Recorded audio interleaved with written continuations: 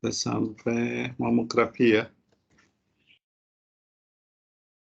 Kemarin sudah sampai apa ya? Sampai perbesaran ya? Sudah sampai perbesaran ya? Oke, baik, saya lanjutkan.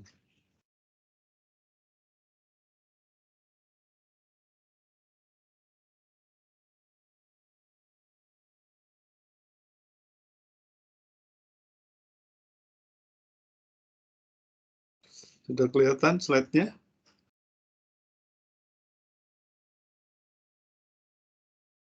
Sudah terlihat, Prof. Kompresi sudah dibahas? Sudah ya? Belum ya? Perbesaran sudah, kompresi sudah. Oke, sekarang screen film kaset.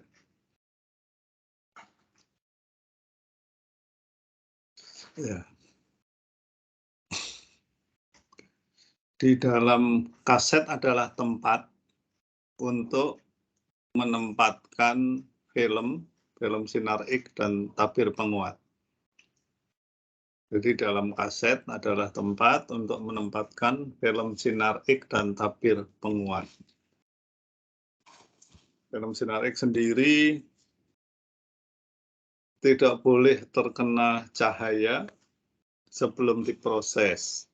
Masih ingat, film sinar X itu terbuat dari emulsi AgBr yang lebih sensitif terhadap cahaya tampak daripada terhadap sinar X. Meskipun namanya film sinar X, terbuat dari emulsi AgBr sehingga lebih sensitif terhadap cahaya tampak daripada terhadap sinar X. Kenapa demikian? Jadi bahan ini sebetulnya sama dengan film pada fotografi, sama-sama AgBr. Bedanya kalau fotografi, AgBr-nya, lapisan emulsi AgBr-nya hanya satu lapis, sedangkan film sinar X, lapisan AgBr-nya 2 lapis pada umumnya. Kenapa dibuat 2 lapis? Agar kontrasnya 2 kali lipat dari fotografi biasa. Tujuan utamanya. Tetapi ada keuntungan lain, selain menaikkan kontras dengan 2 lapis AgBr, yaitu menjadi lebih tebal. Nah, lebih tebal ini menguntungkan sehingga tidak melengkung meskipun ukurannya lebar. Sehingga tujuannya sebetulnya menaikkan kontras, tapi karena 2 lapis menjadi lebih tebal, ketebalan menguntungkan tidak mudah melengkung meskipun ukurannya lebar.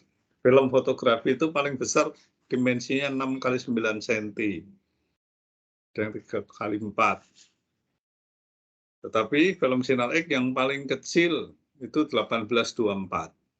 Yang paling besar 35 kali 43. Sehingga tadi dengan tebal itu menguntungkan karena tidak mudah melengkung meskipun ukurannya lebar. Selain tujuannya sebetulnya agar kontrasnya 2 kali lipat. Nah, karena bahan emulsi atau bahan yang sensitif terhadap gelombang elektromagnetiknya sama antara film fotografi yang memanfaatkan cahaya tampak dan film sinar X yang memanfaatkan sinar X, bahannya sama, maka film ini juga menjadi sensitif terhadap cahaya tampak. Jadi lebih sensitif terhadap cahaya tampak daripada terhadap sinar X. Kenapa? Cahaya tampak itu energinya rendah. Foton-foton cahaya tampak energinya rendah. Sehingga ketika foton cahaya tampak mengenai film, seluruhnya akan diserap oleh film. Seluruh foton cahaya tampak akan diserap film, tidak bisa menembus film. Artinya fraksi foton yang berinteraksi 100%. Fraksi foton cahaya tampak yang berinteraksi dengan atom-atom AgBr 100%. Ya, itu kalau filmnya dikenai cahaya tampak. Sedangkan kalau filmnya dikenai sinar X ini energinya tinggi, sehingga ada bagian dari foton sinar X yang menembus, tanpa berinteraksi dengan atom-atom AGBR-nya film, ada yang berinteraksi. Karena energinya lebih tinggi, ada yang tembus, ada yang berinteraksi. Ya, seperti pada konsep atenuasi antara sinarik dan bahan. I sama dengan I0, E pangkat minus mu X. Sehingga kalau kita hitung, fraksi yang berinteraksi, jumlah foton sinar X datang yang berinteraksi tidak 100%. Maka kalau kita bandingkan, ketika film menerima cahaya tampak, fraksi interaksi foton cahaya tampaknya 100%, ketika yang hadir foton sinar X, fraksi foton sinar X yang berinteraksi tidak 100%. Maka dikatakan film ini lebih sensitif terhadap cahaya tampak. Karena fraksi yang berinteraksi kalau yang datang cahaya tampak 100%. Oleh sebab itu, film sinar X sebelum diproses tidak boleh kena cahaya tampak. Maka ditempatkan di dalam kaset. Kemudian, tetapi meskipun demikian, cahaya tampak ini memberi manfaat pada film. Karena kalau yang datang cahaya tampak, maka fraksi interaksinya naik. Kalau fraksi yang berinteraksi naik, maka untuk mendapatkan kualitas dengan kontras gambar yang sama, dengan cahaya tampak butuh dosis lebih rendah.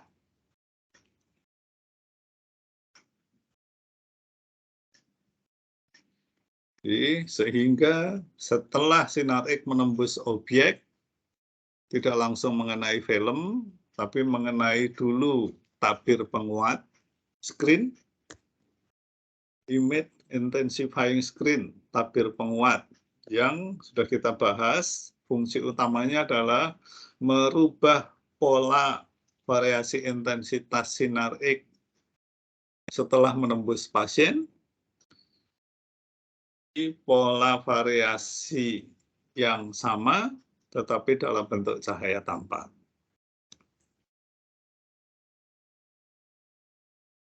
Untuk apa? Agar fraksi yang berinteraksi dengan emulsi film AGBR naik. Sehingga untuk memperoleh kualitas yang sama, layak baca, kita bisa menurunkan dosis. Nah, sehingga di dalam kaset film itu selain ada film sinar X, ya, juga berisi tabir penguat atau intensifying screen tadi. Nah, sebagian besar dari kaset terbuat dari karbon fiber, kasetnya. Kemudian ada tabir fosfor, selain film sinar X atau emulsi film. Nah, khusus untuk mamografi tidak menggunakan film double emulsion, tapi menggunakan film single emulsion, seperti pada film fotografi. Kalau untuk fototorak dan yang lain, filmnya 2 lapis AGBR-nya. Tetapi untuk mamografi, filmnya hanya 1 lapis. Apa kesimpulannya? Kalau ada 2 kaset yang ukurannya sama, 2 kaset film sinar X yang ukurannya sama 1824, tetapi untuk fototorak tidak bisa digunakan untuk mamografi. Meskipun kasetnya sama, ukurannya sama. Karena pada fototorak, filmnya 2 lapis, sedangkan untuk mamografi, filmnya menggunakan yang 1 lapis. Ya. Jadi harus dibedakan, meskipun ukuran kasetnya sama. Tapi karena film yang dipakai beda. Itu yang perlu dicatat, karena kadang-kadang kita keliru, karena ukurannya sama, dianggap sama. Padahal karakteristik filmnya beda. Yang 1 2 lapis untuk fototorak, yang mamografi 1 lapis. Begitu, meskipun ukuran filmnya sama-sama 1824. Kemudian selain film tadi, maka penggunaan kaset yang isinya 2 jenis tadi, film dan screen, bisa dikombinasi. Kadang-kadang untuk kasus tertentu, kasetnya hanya diisi film, tanpa screen. Kemungkinan pertama, kaset hanya diisi film Sinar X saja tanpa screen. Yang kedua, bisa diisi film dan screen-nya di depan film. Screen-nya ada di depan film. Kita sebut dengan tabir depan. Tabir di depan film. Kemungkinan kedua. Kemungkinan ketiga, diisi film dan tabir, tetapi tabirnya di belakang film. Film dulu, baru di belakangnya tabir penguat. Itu kemungkinan ketiga. Lalu kemungkinan keempat, kita menggunakan double screen. Di depan film ada tabir, di belakang film juga ada tabir. Ini kemungkinan keempat. Jadi kaset bisa diisi hanya film saja, bisa diisi tabir depan dan film, bisa diisi film dan tabir belakang, bisa diisi tabir depan, film, dan tabir belakang. Ada 3 kombinasi penggunaan film screen dalam kaset. Oke, ya, nanti hasilnya beda-beda. Ada hasil risetnya bisa dilihat di perpustakaan dari 4 jenis tadi. Nanti kualitas citranya akan beda-beda. Nah, khusus untuk mamografi, maka screen-nya diletakkan di belakang film. Jadi film dulu baru tabir untuk yang mamografi. Sehingga tadi kalau ditanya apa ciri khusus kaset untuk mamografi? 1, ada kaset, ukurannya kecil, 1824 atau 2430. Tetapi di dalamnya menggunakan film single emulsion dan tabirnya diletakkan di belakang film.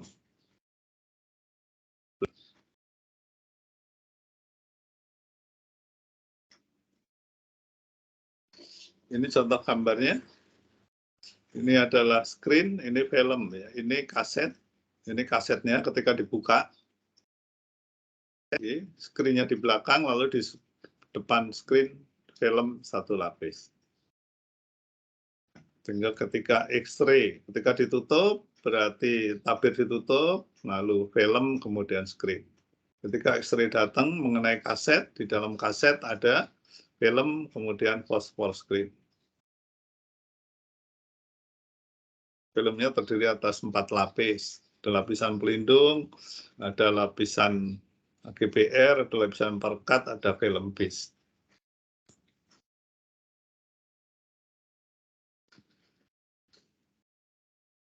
Sedangkan filmnya sendiri, ini kita lihat ada beberapa jenis film yang digunakan untuk mamografi.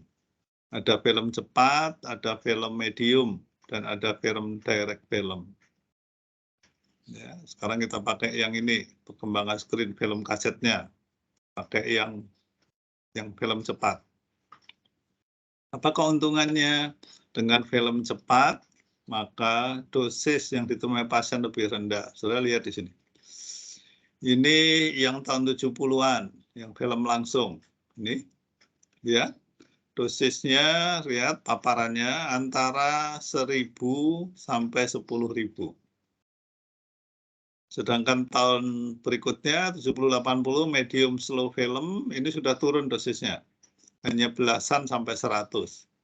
Sedangkan yang sekarang, mulai tahun 80-an, dosisnya lebih rendah, hanya sekitar 10. Jadi teknologi screen film ini selain menghasilkan gambar lebih bagus, juga menurunkan dosis. Lihat, kurva kemiringan filmnya naik, berarti semakin tegak, filmnya semakin cepat. Apa artinya kecepatan film? Paparan yang diperlukan untuk menghasilkan densitas optik sama dengan 1. Kecepatan film adalah paparan yang diperlukan untuk menghasilkan densitas optik sama dengan 1. Kalau ini angka 1 di sini, saya tarik ke sana.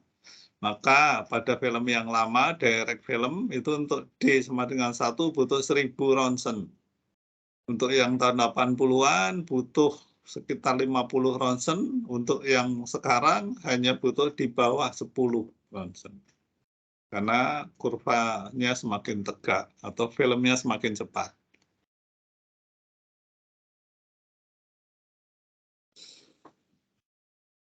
Kemudian berikutnya yang bawah adalah MTF-nya, Modulation Transfer Function, untuk menganalisa resolusi spasial. Resolusi spasial ditunjukkan dengan jumlah garis, jumlah pasang garis per milimeter. Ya.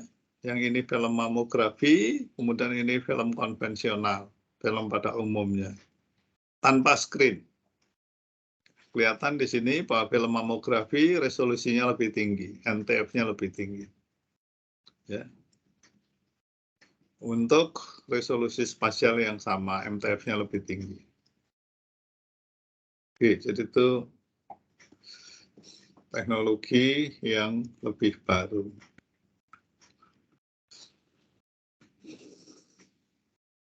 Kemudian bagaimana processing filmnya? Sama seperti proses film pada umumnya, ada 3 tahap. Tahap pertama adalah proses development, pembangkitan gambar, yaitu memasukkan film ke dalam larutan pembangkit untuk merubah bayangan laten menjadi bayangan tetap. Menggunakan larutan pembangkit, developer solution. Setelah itu dicuci dengan air agar larutan pembangkitnya bersih, lalu masuk ke larutan kedua, yaitu larutan fiksasi, larutan penetapan gambar, agar gambar yang sudah dibangkitkan tidak berubah. Setelah itu dicuci lagi dengan air, masuk larutan ketiga, yaitu larutan pengeras, hardening. Film yang gambarnya sudah tetap, gambarnya sudah muncul dan sudah tetap, tidak berubah-ubah, agar filmnya awet diperkuat, diperkeras dengan larutan pengeras, hardening solution.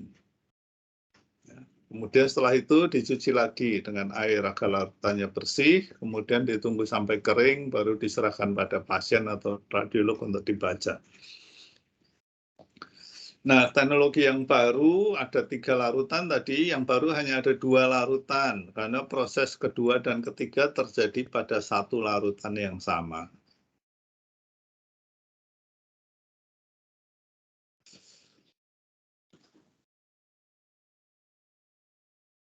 Ya, ngomong saya ingat, saudara sudah praktikum belum ya? Sudah praktikum? Untuk ini, mata kuliah yang khusus fisika medik? Belum ya. Ada mata kuliah praktikum 1 SKS, mestinya dilakukan di TC. Sehingga saudara harus bisa menjalankan sinar X, harus bisa mengatur faktor eksposi, harus bisa expose, harus bisa memproses film. Karena kalau tidak, nanti ketika saudara di rumah sakit, ya, saudara akan dianggap nggak bisa apa-apa oleh teman-teman radiografer. Sehingga saudara akan butuh bantuan mereka, dan kalau mereka nggak membantu, saudara nggak bisa mengerjakan apa-apa. Kenapa praktikum itu jadi wajib? Sebetulnya kita punya 3 pesawat ronsen yang ada di kampus, tidak di rumah sakit. Di TC ada mobile X-ray yang kita beli dari baru. Kemudian di gedung D ada fluoroskopi yang lama, bantuan dari Rumah Sakit Karyadi dan Pekalongan. Kemudian yang terakhir ada RF fluoroskopi, hibah dari Elizabeth. Tiga-tiganya bisa digunakan untuk belajar, sehingga mahasiswa yang mengambil bidang minat fisika medik bisa berlatih mengoperasikan pesawat sinar X, kemudian memproses film. Tapi mohon maaf masih menggunakan film, belum menggunakan plate CR. Meskipun kita punya plate-nya, tapi kita belum punya reader-nya. Karena reader-nya cukup lumayan mahal, 1-4 M reader-nya saja. Oke, tapi mudah-mudahan dalam waktu dekat kita bisa punya reader. Sehingga sudah bisa belajar mengoperasikan pesawat sinar X yang mobile X-ray maupun yang fluoroskopi, kemudian bisa memproses film, ya, dengan 3 proses tadi, juga bisa memproses plate CR. Karena sebagian besar rumah sakit sudah beralih dari film ke plate CR. Oke, nanti silakan ditanyakan ya. Ada satu SKS mata kuliah praktikum dan itu sangat penting karena membekali untuk bisa melakukan tugas di rumah sakit.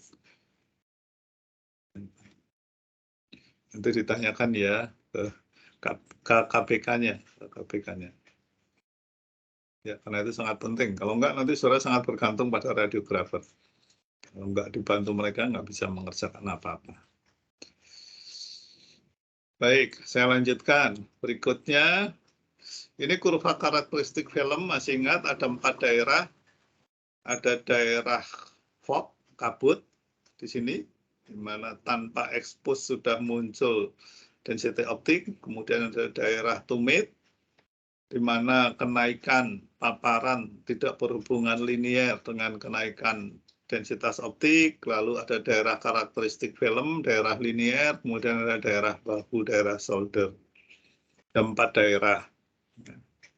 Daerah fog adalah daerah kena radiasi lingkungan. Munculnya derajat kehitaman pada film, tapi bukan karena expose, karena radiasi lingkungan. Nah, khusus untuk mamografi, daerah fog-nya, baseline dan fog-nya itu di antara 0,03. Kemudian mid tension-nya di tengah antara 0,15 dari baseline. Sedangkan kontrasnya dari baseline plus minus 0,15. Jadi sangat rendah ya. Karena nilai maksimumnya density optik itu 4. Nah, kemudian ini bisa diukur, ada di TC menggunakan densitometer atau sensitometer. Caranya adalah film yang sudah digunakan untuk memeriksa pasien, sudah diproses, berarti sudah ada citra pasiennya, sudah diproses, sudah ada gambar tetap, diukur densitas optiknya menggunakan densitometer, disinari dengan cahaya tampak dari densitometer, kemudian diukur cahaya yang diteruskan oleh film. Maka kita dapat nilai density optik sehingga kita bisa bikin grafik seperti di bawah ini. Oke.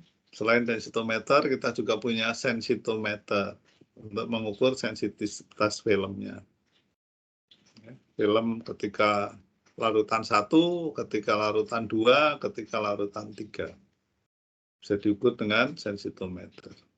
Ini prosesnya film yang sudah expose, masukkan ke prosesor. Kalau kita gunakan prosesor otomatis, tapi untuk praktikum, saran saya menggunakan yang manual. Kita bisa melakukan di TC, proses film yang manual karena untuk belajar agar paham.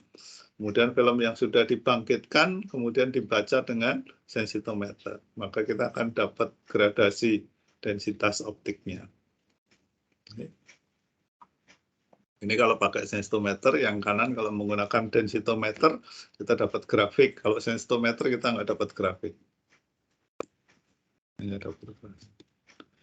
Ini adalah contoh prosesor untuk mengevaluasi ya, antara baseline, kemudian densitasnya ada di sini.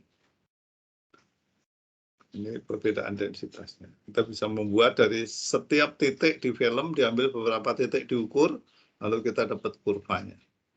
Ini menentukan base dan fog-nya, kemudian yang bawah tadi menentukan mid density level-nya, lalu yang di bawah adalah beda densitas atau kontrasnya.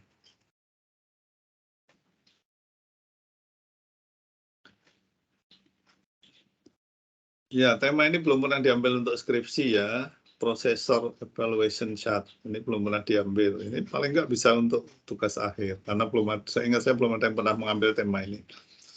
Kemudian dosisnya, dosimetri pada mamografi. Ingat bahwa mamografi itu jaringannya sebagian besar adalah glandular, sehingga kita butuh ini jaringan tisunya yang sensitif terhadap radiasi.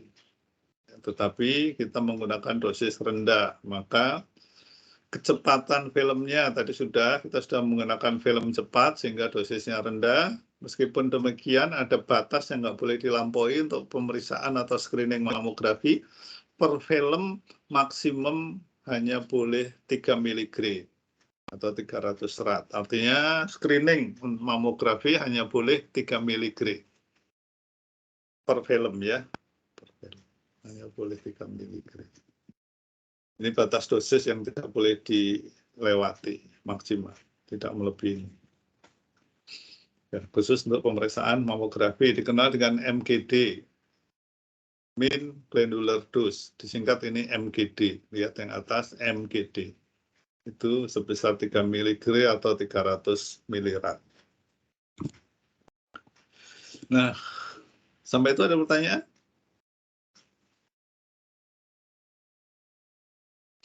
Oke, berikutnya sekarang kita lihat kembali lagi masih karakteristik untuk mamografi, yaitu judulnya adalah anodanya terbuat dari bahan MO, kemudian edit filternya juga MO, sudah kita bahas. Ya, untuk memperoleh sinar X output yang digunakan untuk mamografi terbaik kalau monoenergi. Caranya adalah jenis anoda sama dengan jenis edit filter. Kemudian ini kita set ketebalannya, dikompres mulai 2, 3, 4, sampai 8 cm. Kemudian diatur tegangannya berubah-ubah. Dari 25 kV peak. Ingat-ingat bukan 35 kV, tapi 35 kV peak. Apa artinya ada kata peak, di sini ada P. Karena katoda anoda diberi tegangan searah, tetapi yang tidak ideal. Masih ada ripple-nya, masih ada tegangan ripple. Ya, tegangan ripple itu masih berfluktuasi, sehingga KV-nya diambil yang puncaknya dari ripple. Jadi ingat-ingat kuliah elektronika dasar. Ternyata kalau dilihat di sini average dose-nya dalam milirad, sumbu Y-nya, ya, di sini ketebalan. Semakin tipis objeknya, semakin dikompres, maka dosisnya turun. Average dose-nya turun. Ya, untuk yang tegangan 25, semakin tipis dari 6 cm tinggi dosisnya ada sekitar 500. Tapi ketika dikompres jadi 5 cm turun jadi 300. Ketika dikompres jadi 3 cm turun jadi 200. Untuk demikian pula untuk tegangan 30. Semakin tipis, semakin dikompres, dosisnya turun, baik juga yang 35. Semua menunjukkan bahwa penurunan tegangan ya, terhadap tebal beras itu menurunkan dosis. Kurvanya semua semakin kiri, semakin turun. Kemudian siapa yang dosisnya paling rendah? Yang dosisnya paling rendah, yang tegangannya paling tinggi. Tetapi kita nggak bisa memilih yang paling rendah, karena kalau tegangannya tinggi, kontrasnya tidak jelas. Sehingga kita harus mengoptimasi antara dosis dan keperluan klinis. Antara dosis dan keperluan klinis. Dosisnya bukan yang paling rendah, tetapi gambarnya bisa menegakkan diagnostik dengan sempurna. Sehingga tetap dipilih 25 kV. Tidak 35, meskipun 35 dosisnya lebih rendah. Karena kalau pilih 35, meskipun dosisnya rendah, gambarnya nggak jelas. Nah, kalau kemudian diulang fotonya, berarti malah membuat dosisnya 2 kali lipat. Ya, jadi itu namanya optimasi antara keperluan klinis dan dosis. Tapi ingat, meskipun semakin tipis dosisnya turun, ada batas kompresi. Maksimal adalah 20 Newton atau 44 pounds, tidak boleh melewati. Ya, jadi memang semakin tipis dosis semakin turun. Tapi nggak boleh melewati batas kompresi yang 20 Newton maksimal kompresinya. Tidak boleh dilewati, sehingga optimasi. Kalau sudah begitu, maka tidak minimisasi, tapi optimasi. Jadi saudara bisa membedakan apa minimum, apa maksimum, dan apa optimum. Jelas ya? Beda antara minimum dan optimum. Minimal itu belum tentu optimal. Kalau kita lihat tadi, yang dosisnya minimal, yang tegangannya 35, dosisnya minimal. Yang paling rendah kalau tegangannya 35. Tapi kalau diambil yang 35, kontrasnya nggak jelas. Dosis rendah tapi gambar nggak bisa dibaca, kan nggak ada manfaatnya. Padahal kita butuh manfaat. Sekali lagi, penggunaan radiasi adalah asas manfaat. Sehingga boleh dosisnya naik sedikit, pilih yang 25, sedikit lebih tinggi, tetapi manfaatnya lebih jelas. Meskipun batasan nilai ambang dosis deterministik tidak boleh dilampaui. Paham ya? Ya, itu tugasnya FISMED. Ya, karena dokter yang penting tahunya gambar bisa dibaca. Radiolog kalau menerima gambar bisa dibaca enggak? Kalau nggak bisa dia akan minta diulang. Kalau diulang yang jadi korban pasiennya karena akan menerima dosis 2 kali lipat. Ya kan? Radiografer tahunya melaksanakan pemotretan. Siapa yang harus melakukan ultimasi? Fisikawan medik. Jadi tugas kita adalah memastikan dosisnya optimal, kemudian kualitas gambarnya layak baca, sehingga pasien mendapat dosis yang optimal, walaupun bukan paling rendah, tapi nggak harus diulang, dan diagnostiknya akurat. Jadi kita menjamin kualitas layanan dan safety, tugasnya FISMED. Kalau radiografer melaksanakan pemotretan, kalau dokter membaca gambar hasil. Kalau elektromedik, repair, pemeliharaan alat. Elektromedik. Jadi ada 4 profesi yang bekerja di satu tempat yang sama, dengan alat yang sama, tapi punya tugas masing-masing. Dokter membaca gambar, melakukan diagnostik anamnesis. Ya. Fisikawan medik menjamin tadi kualitas outputnya harus baik, harus aman, dosisnya di bawah ambang. Radiografer melaksanakan pemotretan, elektromedik melakukan perawatan secara hardware dan perbaikan. Begitu ya. Oke, jadi nggak perlu berantem ini, 4 profesi meskipun pegang alat yang sama tapi punya tugas masing-masing, gitu ya. Tidak boleh saling menyalip. Nah ini kadang-kadang sering jadi konflik kalau tidak menyadari kompetensinya masing-masing. Jadi bisa tidak punya kewenangan nggak boleh. Meskipun saudara paham diagnostik, tapi fisikawan medik nggak punya kewenangan melakukan diagnostik. Oke, meskipun dokter tahu tentang X-ray, tapi dokter nggak punya kewenangan QA QC. Jadi harus saling menghormati. Jelas ya? Itu yang harus dipahami. Ya, karena nanti di lapangan hal-hal seperti itu sering terjadi. Ya, jadi butuh komunikasi yang bagus antar profesi, apalagi antar profesi yang bekerja di satu tempat yang sama, tapi sebetulnya tugasnya beda-beda. Nah, itu yang perlu kesadaran. Baik, saya lanjutkan. Berikutnya, phantom mammografi. Nomor 1, kembali ke slide nomor 1. Keunggulan mamografi. 1, untuk screening patologi payudara dengan keunggulan biayanya murah, dosisnya rendah, sensitivitasnya tinggi. Masih ingat kuliah awal. Ya, kenapa dipilih? Karena dosis biayanya relatif murah, dosisnya rendah, sensitivitas tinggi. Lalu sudah kita bahas yang nomor 3, apa yang dimaksud sensitivitas tinggi? Mampu mendeteksi stadium awal. Kenapa disebut sensitivitasnya tinggi? Karena mampu mendeteksi stadium awal. Kemudian apa itu stadium awal? Kalau ada mikrokalsifikasi, belum menjadi massa, belum menjadi CA, sudah bisa dideteksi. Ketika masih berupa adanya mikrokalsifikasi, sudah bisa dideteksi. Sehingga penanganannya lebih sederhana, kesembuhannya lebih dijamin.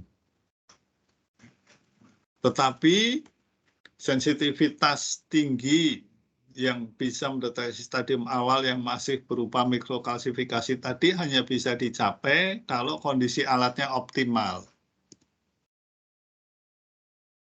Ya. Kalau tidak, maka keunggulan ketiga nggak dicapai. Keunggulan ketiga hanya bisa dicapai ketika pesawat dalam keadaan optimal. Beroperasi dalam keadaan prima. Siapa yang menjamin ini? Fisikawan medik.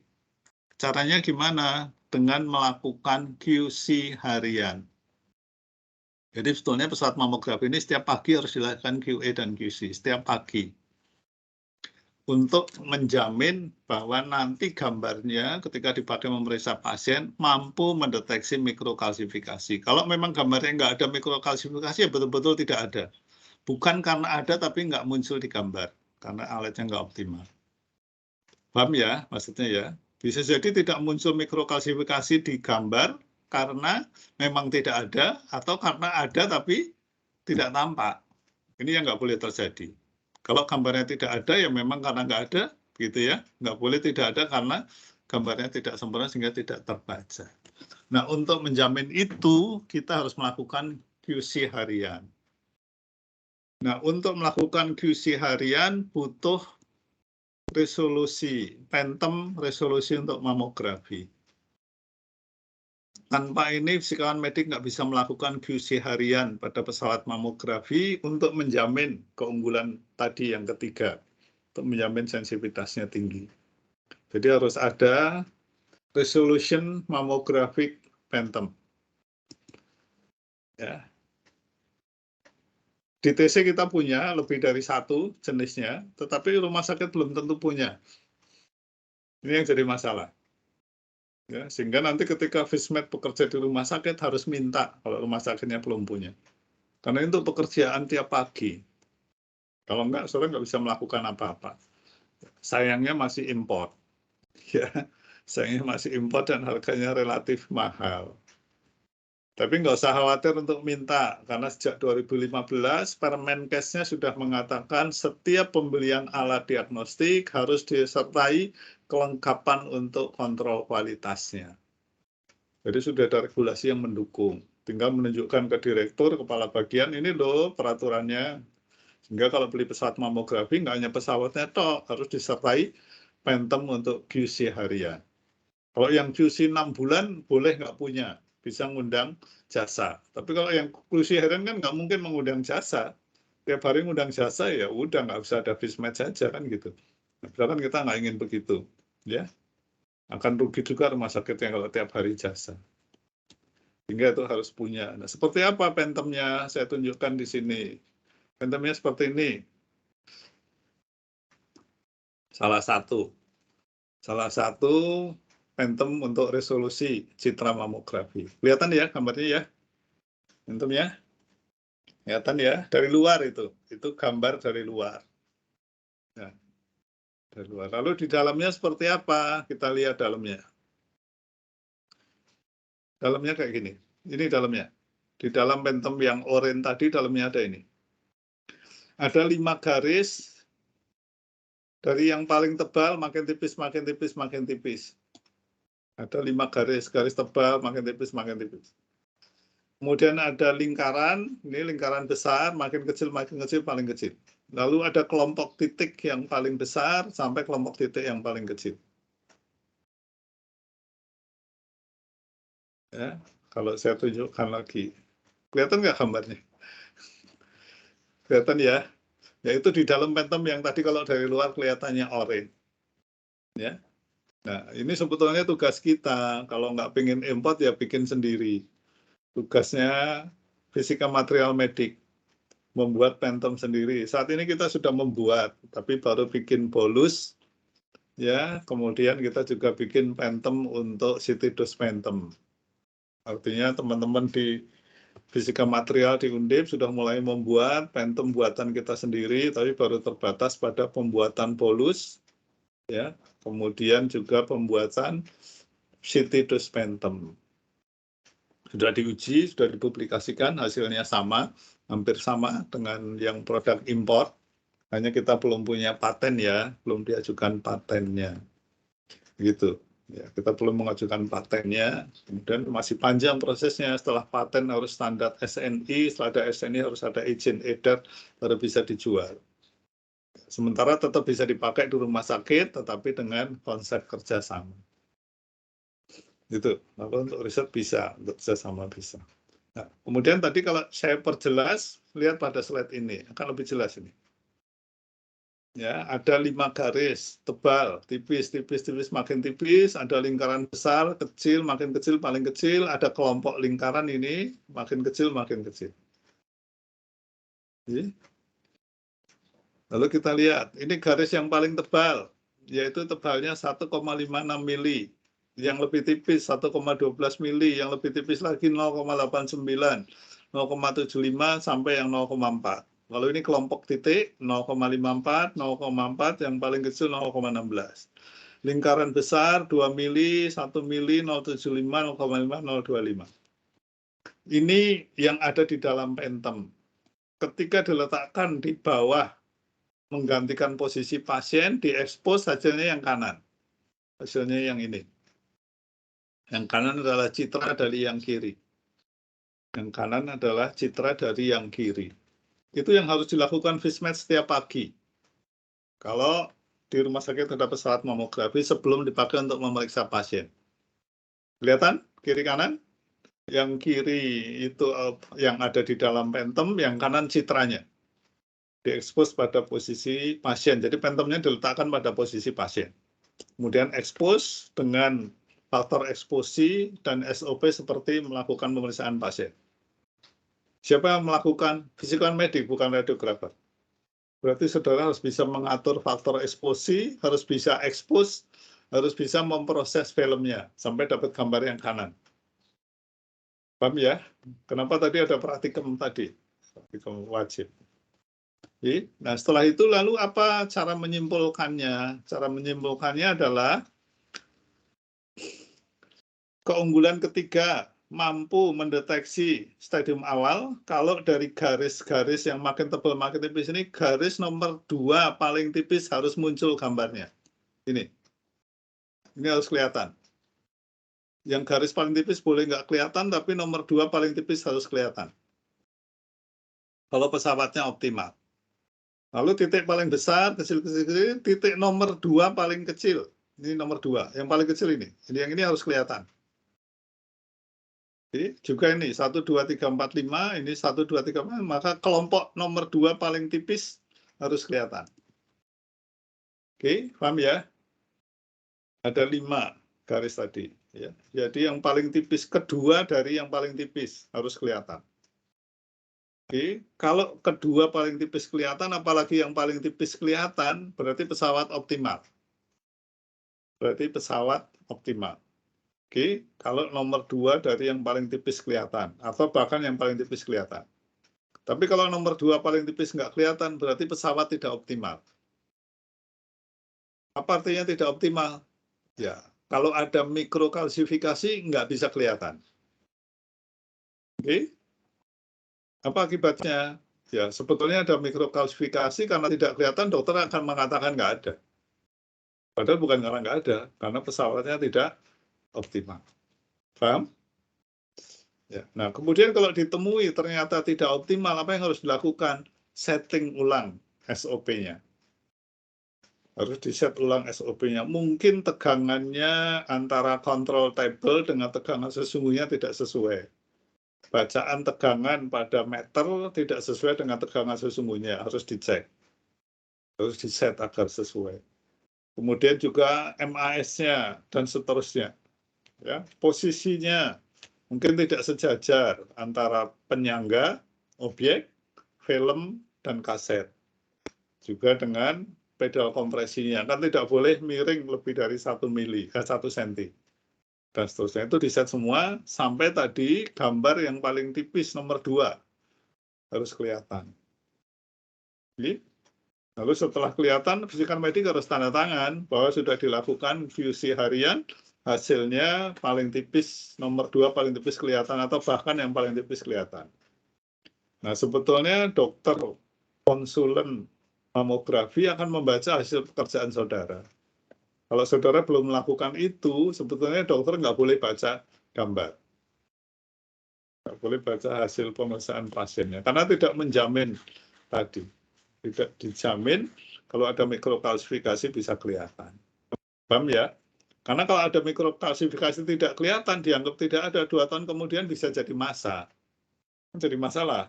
Tapi kalau itu memang ada dan kelihatan kan langsung ditangani, selesai, tidak berkembang. Paham maksudnya? Ya, itu kalau dokternya paham ya. Oke, tapi dokter harus paham, karena saya ikut mengajar di PPDS radiologi dan mereka diajarin harus paham. Itu ya, hanya masalahnya apa yang sudah disampaikan dipraktekkan tidak.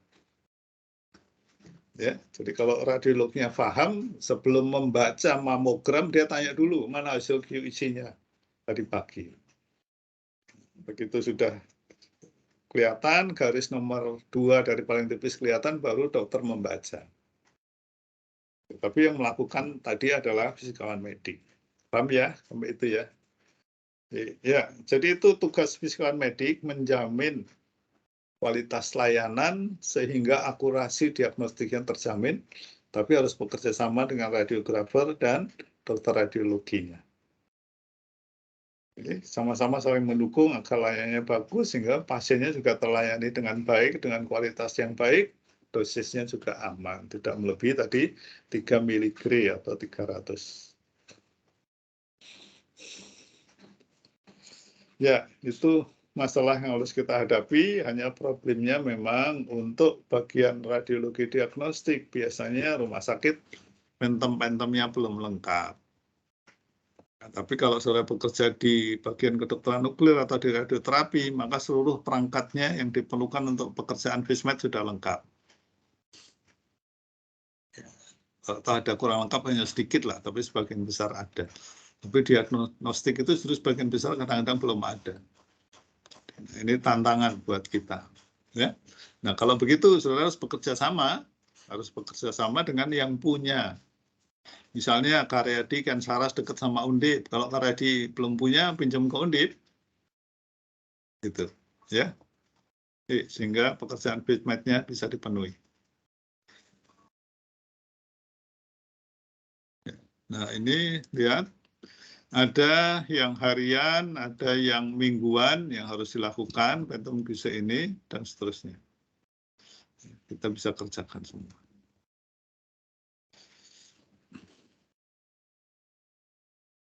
Apa bahannya kita lihat, jadi kalau kita saling mendukung, sebetulnya kita bisa punya. Ini bahan pentum ya.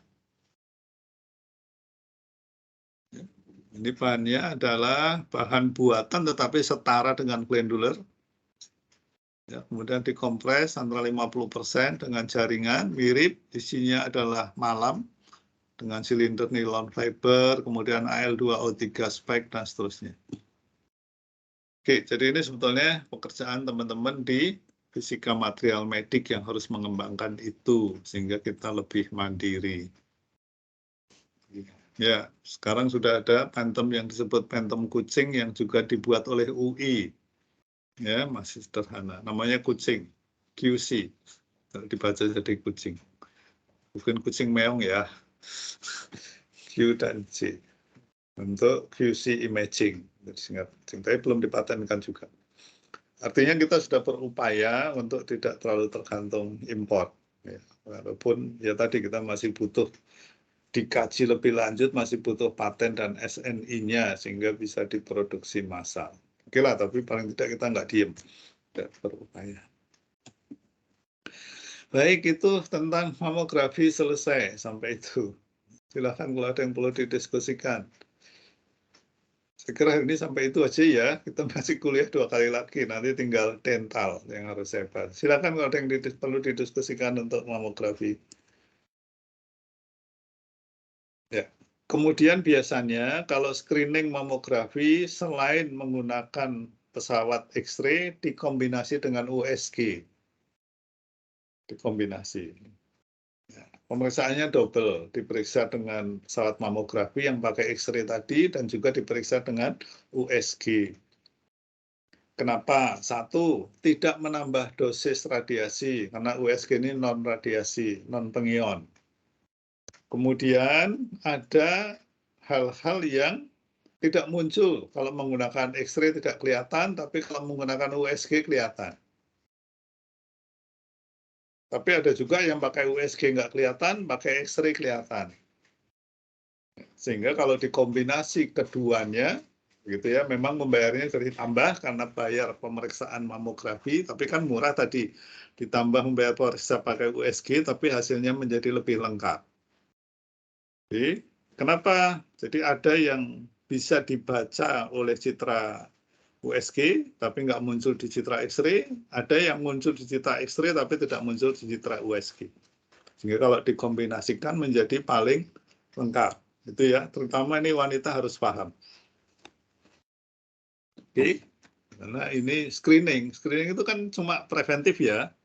Screening itu kan preventif yang harus dilakukan pada periode tertentu. Preventif.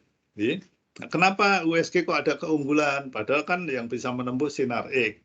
Keunggulan USG adalah dia punya 2 resolusi. Kalau X-ray hanya 1 resolusi. X-ray itu hanya punya resolusi spasial, sedangkan USG selain resolusi spasial punya resolusi aksial. Jadi, bisa membedakan citra antar kedalaman yang berbeda. Itu keunggulannya USG. Tapi memang resolusinya untuk yang spasial lebih bagus X-ray. Tetapi yang resolusi kedalaman X-ray nggak punya. Sehingga dengan dikombinasi tadi screening menggunakan sinar X dan menggunakan USG, maka datanya menjadi lebih lengkap sehingga hasilnya dokter akan bisa menyimpulkan dengan lebih akurat. Kalau memang nggak ada apa-apa, ya betul-betul nggak ada apa-apa. Jadi, kalau ada sesuatu, ya stadium awalnya sudah diketahui, sehingga bisa segera diatasi dengan cara yang sederhana. Begitu.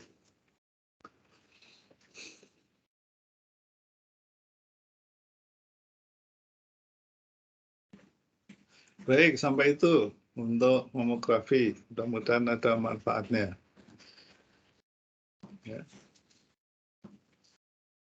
Ya, karena ini screening harus dilakukan, walaupun ya tidak terlalu sering, tapi berapa puluh tahun sekali harus pernah dicek. Apalagi kalau ada keluhan, ya. Harus segera dilakukan. Screening dulu, mudah-mudahan nggak ada apa-apa. Tapi caranya tadi, kombinasi. Kalau dokternya memberi 1, ya kita minta 2. Paham ya? Kalau dokter hanya memeriksa USG saja, kita minta dua-duanya. Hanya memeriksa X-ray saja, minta sekalian USG. Karena 2 pemeriksaan itu saling melengkapi, ya. Tapi dokter juga diajari radiolog untuk memeriksa dua-duanya. Ada 2 data yang lengkap, gitu. Ya, hanya masalahnya kan radiolog itu kan pemeriksaan pelengkap, pemeriksaan penunjang. Dokter radiolog itu melakukan pemeriksaan penunjang. Harus ada rujukan. Nah, rujukannya kan tidak dari radiolog. Ya. Sehingga kalau radiolognya hanya berpegang pada rujukan, ya kita yang harus minta dilengkapi. Gitu. Di situ fungsinya belajar, ya, fungsinya belajar. Sampaikan dengan cara yang baik sehingga bisa lebih lengkap, baik untuk dirinya sendiri atau membantu orang lain. Ya, jadi ilmu itu kan tidak hanya untuk dirinya sendiri, bisa untuk dirinya sendiri, bisa untuk membantu orang lain. Itu sehingga menjadi kita lebih membawa manfaat. Baik, sampai itu ada yang perlu didiskusikan?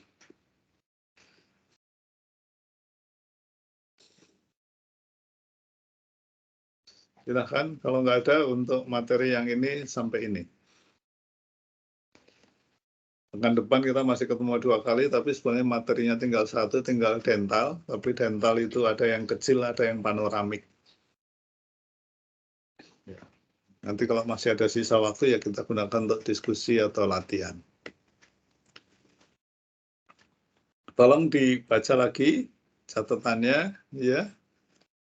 Referensinya silakan pakai Meredith, Fundamental Physics of Radiology, atau buku yang lain boleh.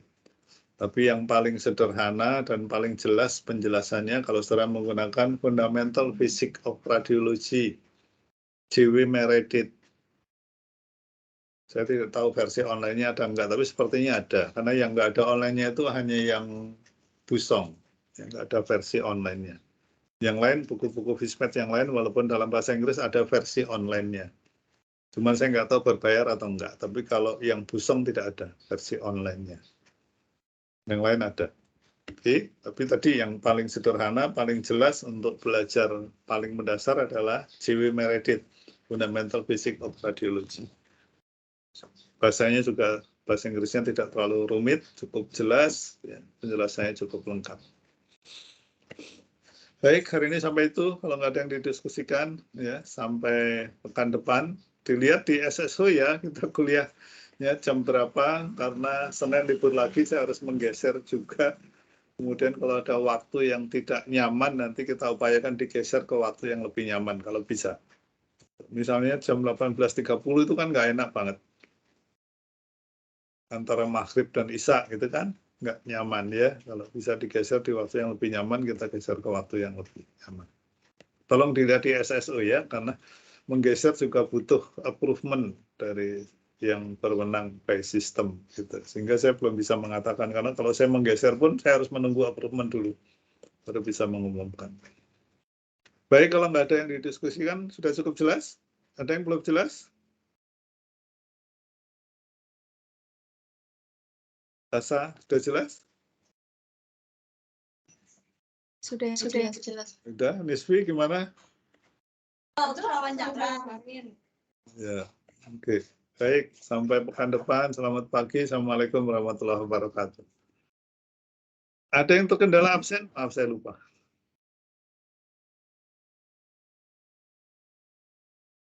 Ada yang terkendala absen? Juana Mauren hadir? Juana Mauren hadir? Tidak ada. Oke, baik. Kemarin memang nggak ada ya. Oke, baik. Selamat pagi. Selamat pagi, Prof. Selamat pagi, Prof.